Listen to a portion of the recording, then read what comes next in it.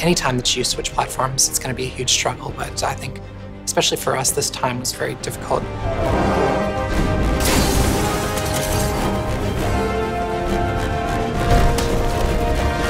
What we had on the previous Uncharted games and on The Last of Us was written for the cell architecture, and it was all optimized for that.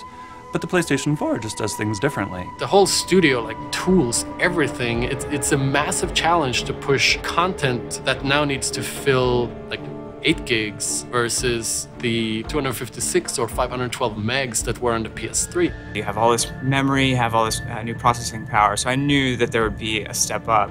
I think I was surprised, and I think a lot of people in the studio were surprised by just how big that leap was going to be. First kind of starting, we asked the question of PlayStation 4, what can we do?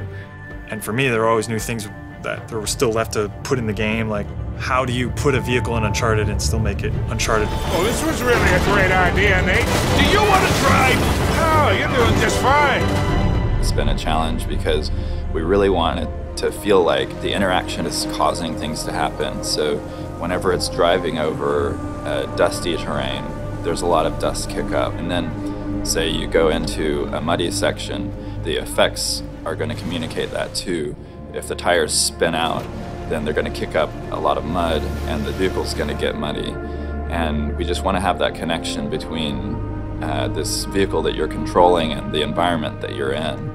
Can we do the convoy sequence from Uncharted 2 and 3, but now I'm in control of that vehicle at the same time? And driving through a dense urban city, driving quickly, is quite a challenge because you're looking at all that geometry and all that complexity just flying by you, but you can't halfway do it because you'll know.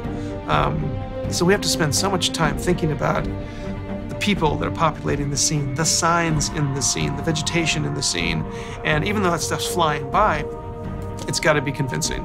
We're trying to make the gameplay experience more rich by basically giving the player more choices. So we've added our rope mechanics, so that's not just a gimmick, like that's fully integrated into just about all of our gameplay encounters. Obviously the rope has a huge effect on combat, so we've got melee moves that come out of rope, using the rope to traverse the space to get an advantage, either in open combat or in stealth. One thing I really appreciated that like Bruce kind of brought around from the beginning was, let's explore the meat and potatoes of this game again. Let's get back to just like what is the core gameplay of this. We know we're gonna get the set pieces, we know we're gonna have these big things, and we're gonna push that as well.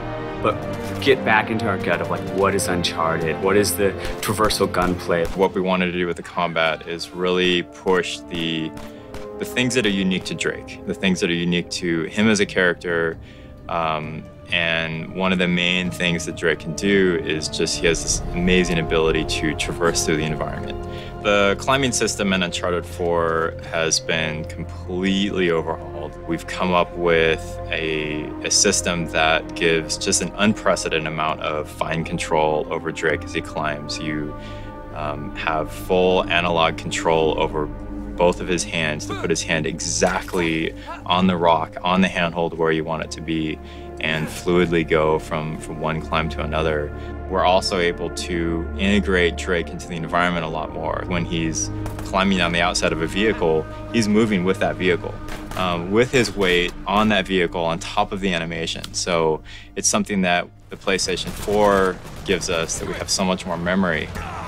That tends to be our biggest constraint in animation, is just trying to fit all this motion, all this animation in memory. In the past, for example, when you had a character traversing with you, that character's traversal was scripted. Like once you moved here, they would move in these very specific ways. Now actually it's very systemic, and both the enemies and your allies can view the terrain in kind of this 3D space. When you have big spaces and you have the mobility of Nathan Drake, you gotta have mobility within your AI. There's a lot of really nuanced decision-making in terms of how, for example, how exposed an AI is as they're taking a flank route.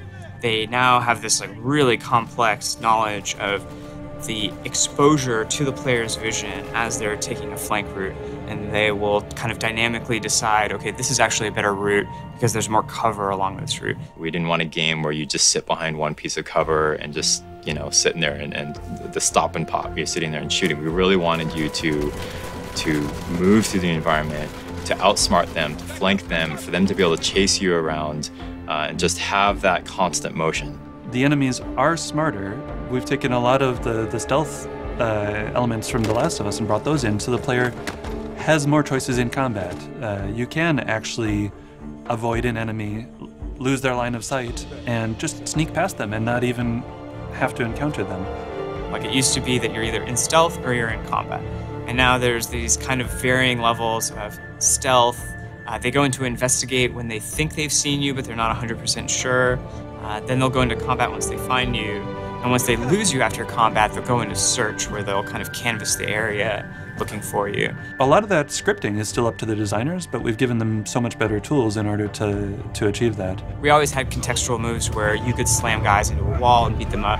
Enemies are able to do that to you as well. You'll have moves and kind of fight situations where two enemies are attacking you at once, and it's not in like a scripted way. It can happen kind of in any combat encounter. There's a lot of new tools in the player's disposal, but what's cool is that they're kind of added in this way that's elegant enough to not, explode the game with HUD and all these like crazy options that are difficult to learn. It's very much that same kind of seamless, very smooth Uncharted experience where we get a lot of gameplay from relatively few mechanics. And having really gorgeous animations that feels very rooted and grounded, but at the same time gives you the responsiveness. You're gonna get to play this.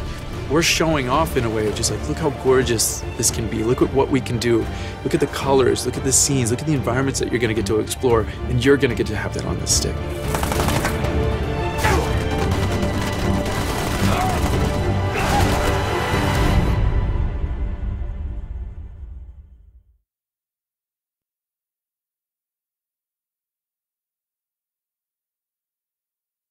Pre-order the PS4 bundle.